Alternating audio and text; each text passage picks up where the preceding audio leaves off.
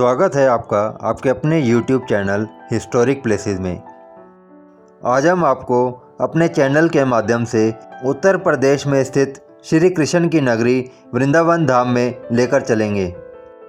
श्री वृंदावन धाम एक ऐसी पावन भूमि है जिस भूमि पर आने मात्र से ही मन को शांति और सुकून मिलता है। श्री वृंदावन धाम में श्री कृष्ण के अनेकों मंदिरों में से एक मुख्य मंदिर है बांके बिहारी मंदिर, जहां भगवान बांके बिहारी की मात्र एक झलक पाने के लिए देश विदेश से हजारों भक्त हर रोज़ यहां आते हैं। यहां की भूमि की मिट्टी को माथे पर लगाने मात्र से भक्तों का जीवन सफल, सुखमय और शांति से गुजरता है। यहाँ के कण-कण में राधा कृष्ण के प्रेम की ध्वनि सुनाई देती है। बांके बिहारी मंदिर वृंदावन में मौजूद सभी मंदिरों में सबसे ज़्यादा लोकप्रिय और मनोकामनाओं को पूरा करने वाला मंदिर है। इस मंदिर में कृष्ण भगवान की काले रंग की मूर्ति का विग्रह है, जो मंदिर में आने वाले दर्शनार्थियों को मोहित कर लेता है।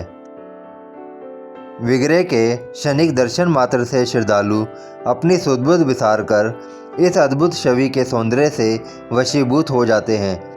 पुरानी कथाओं के आधार पर बांके बिहारी के इस विग्रह की उत्पत्ति निधि वन में हुई थी। इस मंदिर का निर्माण सन 1864 में संगीत सम्राट तानसेन के गुरु श्री हरिदास जी ने करवाया था। स्वामी हरिदास जी भगवान श्री कृष्ण के अनन्य भक्त थे। उन्होंने अपने संगीत को श्री कृष्ण को समर्पित कर दिया था।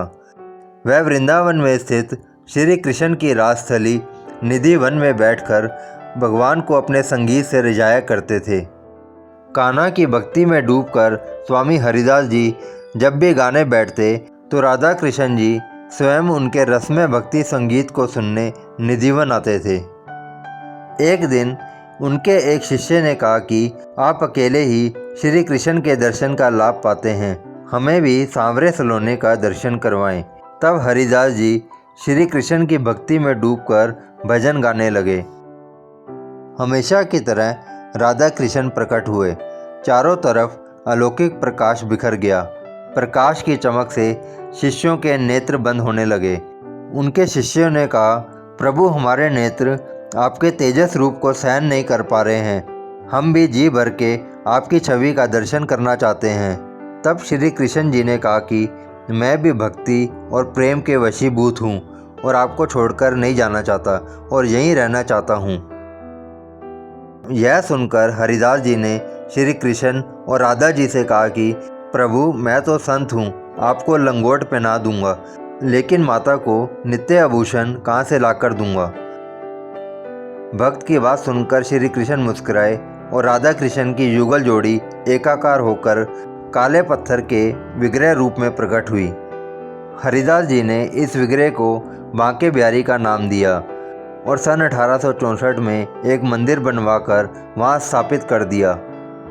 और आज भी यहां आने वाले भक्तजनों को श्री कृष्ण के साक्षात दर्शनों का अनुभव होता है।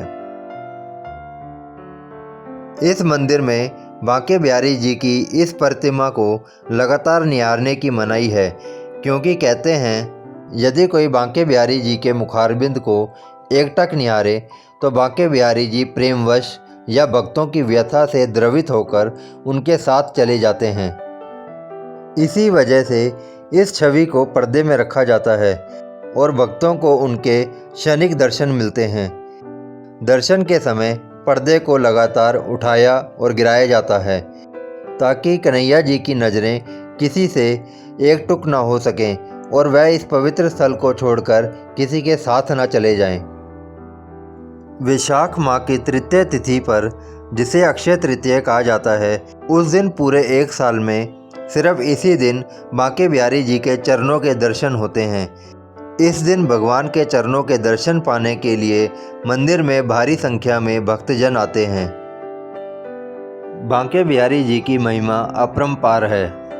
ऐसे में आखिर कौन ऐसा व्यक्ति होगा जो इस पवित्र भूमि पर आकर श्री बांके बिहारी जी के दर्शन कर अपने को कृतार्थ नहीं करना चाहेगा। अगर आपको यह जानकारी पसंद आई हो तो चैनल को लाइक, शेयर और सब्सक्राइब करिए और कमेंट बॉक्स में बांके बिहारी लाल की जय लिखिए। मिलते हैं अगले वीडियो में, तब तक के लिए बोलो बांके बिहारी लाल की जय।